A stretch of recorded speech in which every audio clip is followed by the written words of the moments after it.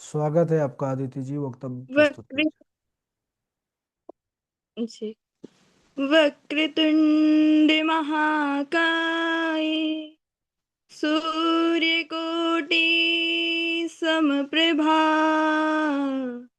निर्विघ्नं कुरु मे देव सर्वकार्येषु सर्वदा। लंबोदरं परम सुंदर एकदन्तं रक्तांबरं त्रिनयनं परमं पवित्रम् उद्धृतिवाकरनिभोज्वलकान्तिकान्तं विघ्नेश्वरं सकलविघ्नहरं नमामि।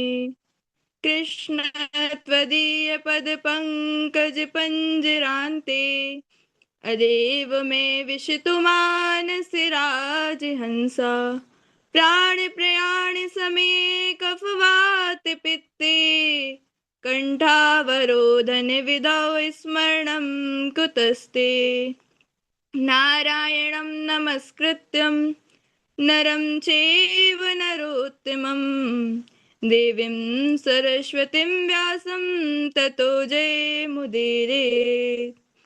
रामाय रामभद्राय रामचन्द्राय वेधसे रघुनाथाय नाथाय सीताय पतये नमः। करारविन्देन पदारविन्दं मुखारविन्दे विनिवेशयन्तं वटपत्रस्य पुटे शयानं बालं मुकुन्दं मनसा स्मरामि। भक्ति भक्ति भगवंत गुरु चतुर्नाम वपु एक, इनके पद वंदन किए नासत विघ्न अनेक। सर्व मंगल मांगल्ये शिवे सर्वार्थ साधिके शरण्ये त्र्यंबके गौरी नारायणी नमोस्तुते।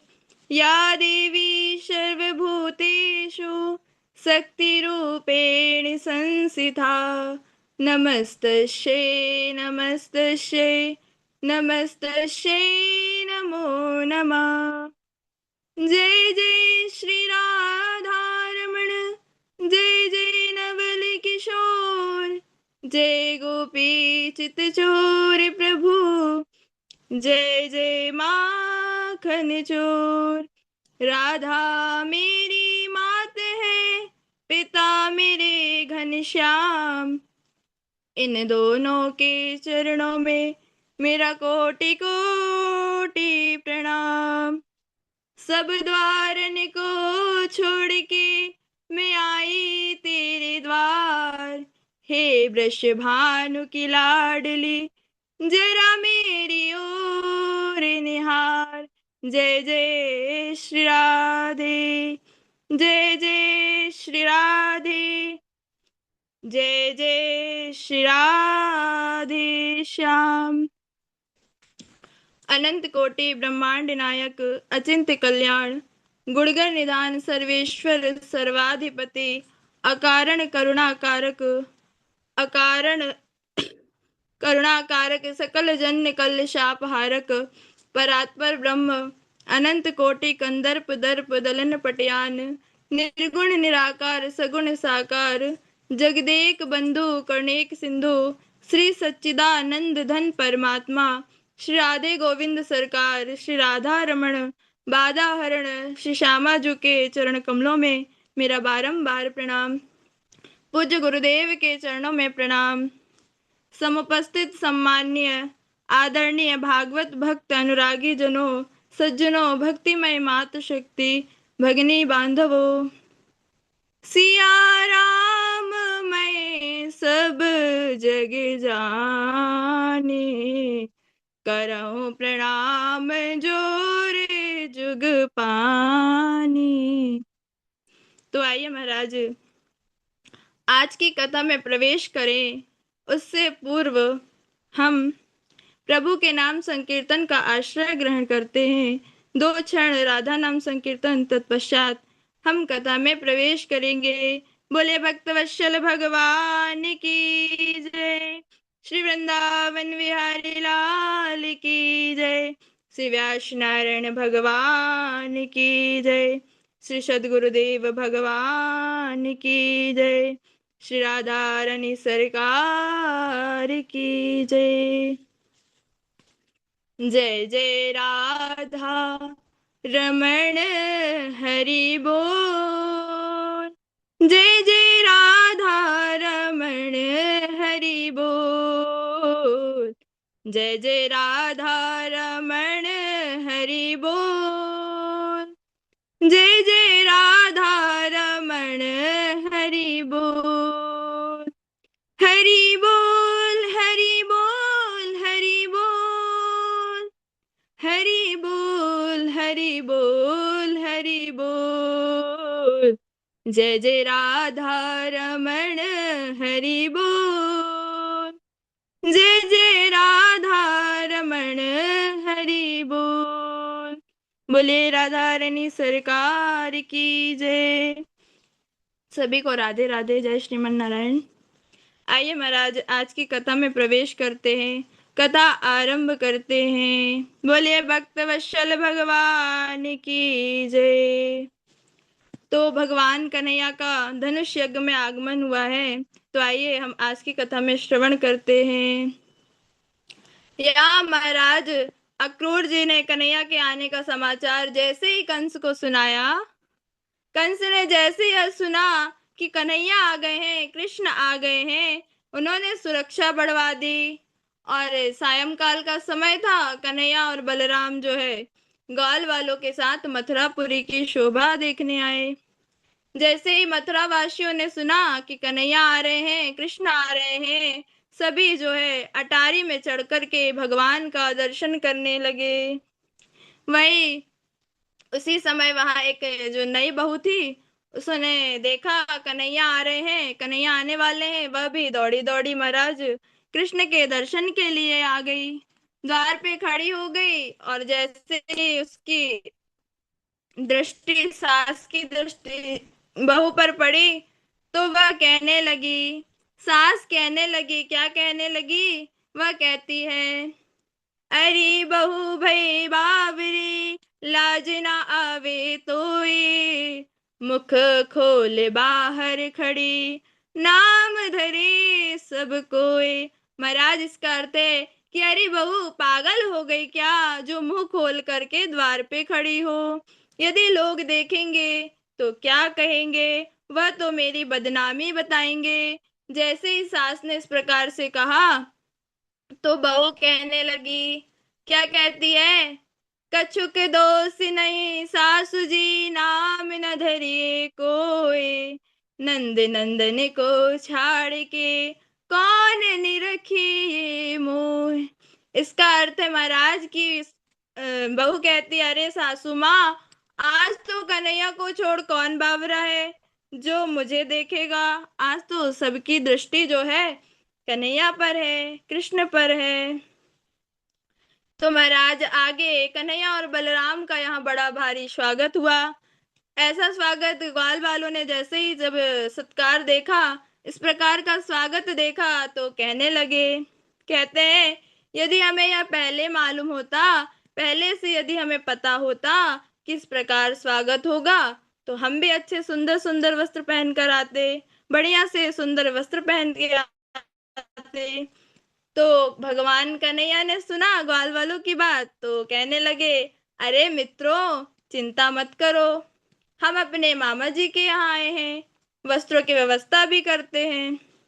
तो यहाँ पर उसी समय भगवान कन्हैया ने एक धोबी को देखा जो कपड़े रंगने का कार्य कर रहे थे और कपड़ों का गट्ठा लेकर के जा रहे थे। कन्हैया ने देखा तो उसे आवाज लगाई, अरे मामा जी, आपके पास बहुत अच्छे अच्छे वस्त्र हैं, इनमें से कुछ कपड़े हमारे मित्रों को दे दो। जब इस प्रकार से धोबी ने सुना, तो वह कहने लगा, अरे तुम जंगली गांव के रहने वाले लोग हो, जंगली जीव हो, यह राजाओं के वस्त्र हैं, तुमने क्या कभी ऐसा देखा है? चलो यहाँ से भाग जाओ, नहीं तो मारे जाओगे।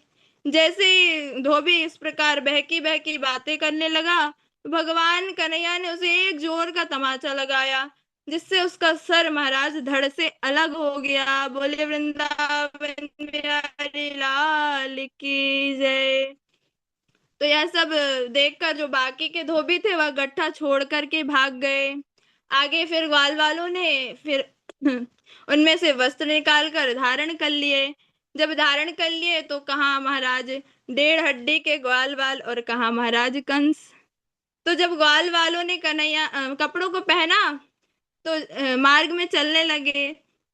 जब कपड़े पहनकर मार्ग में चलने लगे तो झाड़ू अपने आप लगने लगी। जब इस प्रकार कन्हैया ने देखा तो हंसने लगे भगवान, और फिर ग्वाल वालों को लेकर वहां दर्जी के पास आए। दर्जी से कहा कि आप इन कपड़ों को इनके अनुसार बना दीजिए। तो महाराज दर्जी ने उन कपड़ों को उनके अनुसार बना दिया। भगवान कन्हैया ने उन्हें आशीर्वाद दिया।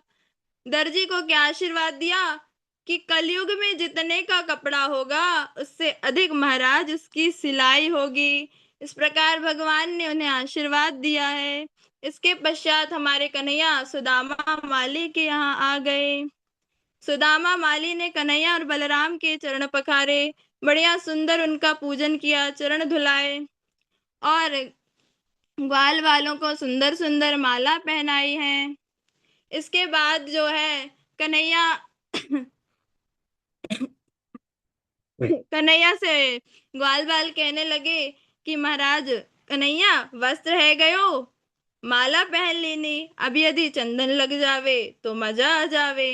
जब इस प्रकार से कन्हैया से ग्वाल वालों ने कहा तो भगवान कहते हैं, हाँ हाँ मित्रों, इसकी भी व्यवस्था हम अभी करते हैं।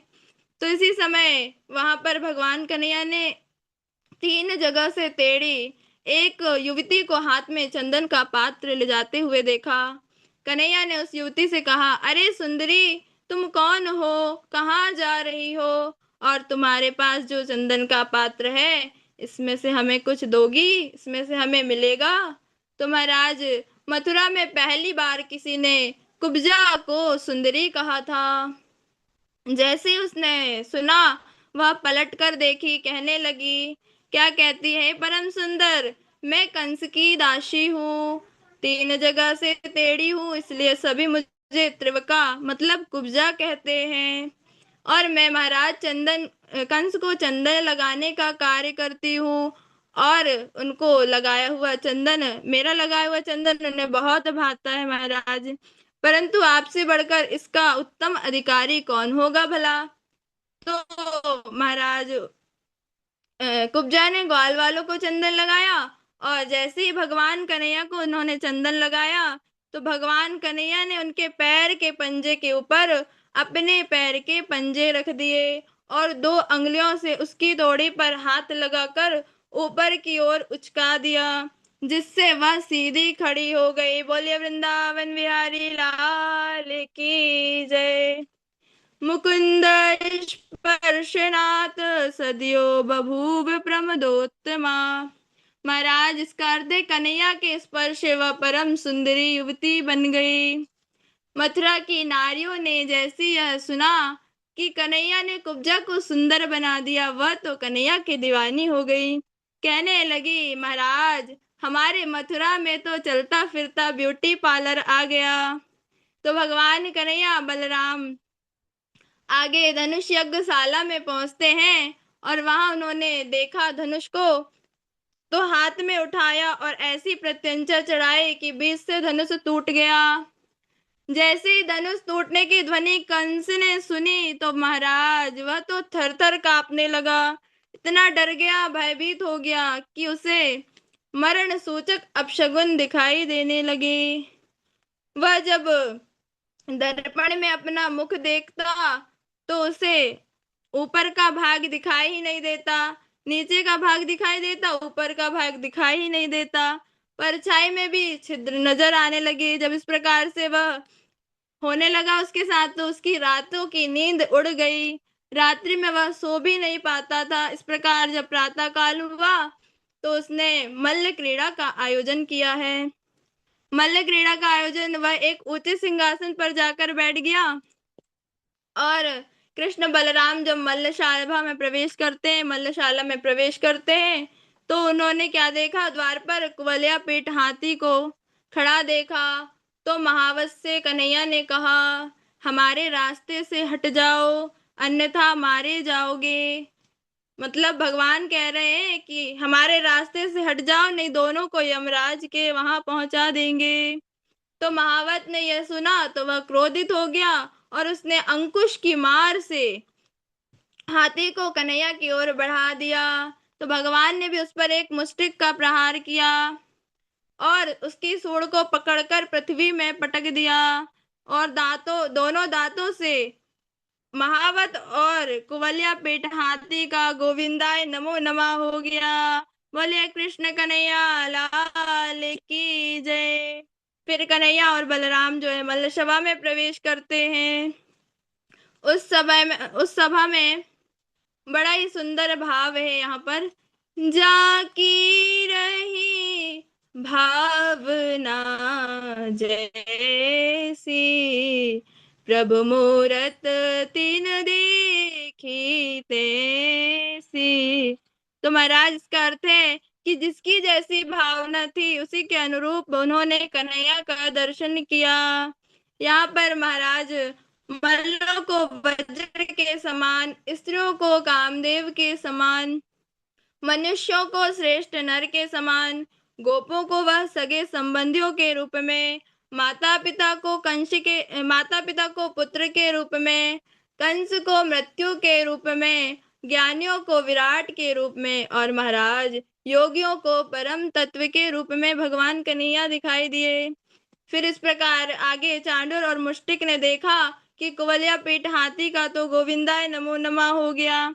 तो फिर चांडूर ने और मुस्टिक ने क्या कहा, कन्हैया आओ हमसे कुश्ती लड़ोगे तुम। तो कन्हैया कहते हैं, चांडूर कुश्ती तो बराबरी वालों से होती है, हम बालकों से कुश्ती लड़ोगे तुम। तो चांडूर ने कहा, न बालो न किशोर स्तव बलश्च बलिनाम्बरा, लीले भोह तो ये न सहस्र विपद सत्वव्रत। इसका अर्थ है कृष्ण ना तो तुम बालक हो ना किशोर हो, तुम बलवानों में भी श्रेष्ठ हो। अभी अभी तुमने खेली खेल में 1000 हाथी का बल रखने वाले कुवलिया पीठ हाथी को मार दिया, इसलिए आओ हमसे कुश्ती लड़ो। जब इस प्रकार चांडूर ने कहा तो भगवान कन्हैया चांडूर से और बलदाऊ भैया मुष्टिक से जा भिड़े। यहाँ बड़ी भारी कुश्ती हुई महाराज। कभी कन्हैया चांडूर को पटक देते, कभी चांडूर कन्हैया को। अंत में क्या हुआ, भगवान कन्हैया ने चांडूर को एक जोर का तमाचा लगाया कि जिससे वह खून की उल्टी करने लगा और उसका प्राणांत हो गया। बलराम जी ने भी मुष्टिक को एक घूसे का प्रहार किया जिससे दोनों का गोविंदाय नमो नमः हो गया। बोलिए भक्त वत्सल भगवान की जय। जब मथुरा वासियों ने यह सब देखा बड़े प्रसन्न हो गए और ढोल नगाड़े बजाने लगे, बाजा बजने लगे। कंस ने जैसे यह आवाज सुनी ढोल नगाड़े की तो कहने लगा, अरे ढोल नगाड़े बंद करो, देवकी वसुदेव को कारागार में डाल दो, मार डालो, कन्हैया और बलराम को बंदी बना लो। इस प्रकार जैसे ही कंस ने कहा तो भगवान कन्हैया ने एक जोर की ऐसी छलांग लगाई कि सीधा कंस के पास पहुंच गए और महाराज उसके बाल पकड़कर उसे धक्का ऐसा दिया जिससे वह धड़ाम से पृथ्वी पर गिर गया और एक ही बार में कन्हैया ने उसका गोविंदाय नमो नमः कर दिया। बोलिए वृंदावन बिहारी लाल की जय। तो महाराज जब कंस की मृत्यु हो जाती है तो उससे दुखी कंस की पत्नियां भगवान कन्हैया के पास आती हैं। भगवान कन्हैया ने उन्हें बड़ी सुंदर समझाया, संतावना प्रदान की और कंस का यहाँ क्रियाक्रम करवाया है। आगे की कथा में भगवान कन्हैया ने अपने माता पिता देवकी वसुदेव को कारागार से भी मुक्त कराया, उन्हें प्रणाम किया और भगवान कन्हैया ने कहा, यस्तयोरात्मजा कल्प आत्मना च धनेन च वृत्तिं न दधात प्रेत्य क्षमाशं खादयन्ति ही। इसका अर्थ है महाराज कि पिताजी पुत्र का शरीर माता पिता का ही दिया हुआ है। इस स्थिति में समर्थ होने पर भी जो व्यक्ति माता पिता की सेवा नहीं करते वह महाराज नरक में जाते हैं और यमदूत उसे उसी का मांस खिलाते हैं। पिताजी, कंस के डर से, कंस के भय से हम आपकी सेवा ना कर सके, इसलिए हम तो आपके अपराधी हैं, हमारे अपराध को क्षमा कीजिए। जब इस प्रकार कन्हैया ने कहा तो देवकी वसुदेव ने कृष्ण और बलराम को हृदय से लगा लिया। बोलिए वृंदावन बिहारी लाल की जय। फिर यहाँ महाराज आगे की कथा में भगवान कन्हैया ने अपने नाना उग्रसेन को मथुरा का राजा बनाया है और कहा आप ही इसके उत्तम अधिकारी हैं, और नंद बाबा के पास आ गए, उन्हें प्रणाम किया और महाराज फिर वसुदेव जी ने गुरु गर्गाचार्य जी को बुलवाया और कन्हैया और बलराम का यहाँ उपनयन संस्कार हुआ है, जिसके बाद उन्हें विद्या अध्ययन के लिए संदीपनी मुनि के आश्रम उज्जैन में जो है संदीपनी मुनि जी का आश्रम वहां भिजवाया है। संदीपनी मुनि जी के आश्रम में वहां भगवान कन्हैया बलराम जी ने बढ़िया धर्म शास्त्र, राजशास्त्र, न्याय शास्त्र आदि की शिक्षा प्राप्त की। और महाराज हमारे भगवान कन्हैया बलदाऊ जी ने 64 दिनों में 64 कलाओं की शिक्षा ग्रहण की, 64 कलाओं को प्राप्त किया है। यह देखकर के गुरुदेव प्रसन्न हुए हैं और कन्हैया ने कहा है कि गुरुदेव प्रणाम करते हैं, अब आप हमसे गुरु दक्षिणा मांग लीजिए। तो यहाँ पर जो संदीपनी मुनि जी थे उनके गुरुदेव, उन्होंने क्या कहा कि कन्हैया यदि तुम मुझे कुछ देना चाहते हो ना तो प्रभास क्षेत्र में गए हुए हमारे पुत्र को लाकर दो, उसे लौटा कर दे दो। कन्हैया ने कहा जी गुरुदेव अवश्य, जो आज्ञा गुरुदेव। कन्हैया जी संदीपनी मुनि का आशीर्वाद लेकर के उन्हें प्रणाम करके महाराज समुद्र के अंदर प्रवेश करते हैं। वहां पर एक पंचजन्य नामक का दैत्य था जिसका वध किया भगवान ने और सीधा यमराज के पास यमपुरी पहुंच गए। यहाँ पर भगवान कन्हैया ने जैसे ही पंचजन्य शंख बजाया है तो यमराज ने सुना और आरती की थाल लेकर आ गए। जैसे ही आरती की थाल लेकर बाहर आ गए, उन्होंने कन्हैया बलराम का पूजन किया, प्रणाम किया और कहा प्रभु मैं आपकी क्या सेवा करूं। तो कन्हैया कहते हैं गुरु पुत्र मिहानि तम निबंध जिन कर्म निबंधकम आन्यश्व महाराज मच्छासन पुरस्कृता। इसका अर्थ होता है कि अपने कर्मों के अनुसार लाए हुए गुरु पुत्र को मेरी आज्ञा से मुझे सौंप दो। जब यमराज ने कन्हैया की बात सुनी तो उनको आज्ञा का पालन किया, गुरुपुत्र को लाकर दिया है और कन्हैया जो है उसे लेकर अपने उज्जैन आ गए। उज्जैन आकर के गुरुपुत्र गुरुजी को सौंप दिया। गुरुदेव प्रसन्न हो गए। संदीपनी मुनि ने आशीर्वाद दिया। क्या आशीर्वाद दिया कि तुम्हारी विद्या सदा बनी रहेगी। इस प्रकार महाराज उन्होंने गुरुजी से आज्ञा ली है और कन्हैया जो है अपनी मथुरापुरी लौट आए। बोलिए भक्त वत्सल भगवान की जय, श्री व्यास नारायण भगवान की जय, श्री सुखदेव जी महाराज की जय, श्री परीक्षित जी महाराज की जय। जय जय श्री राधे, जय जय श्री राधे, जय जय श्री राधे श्याम। आइए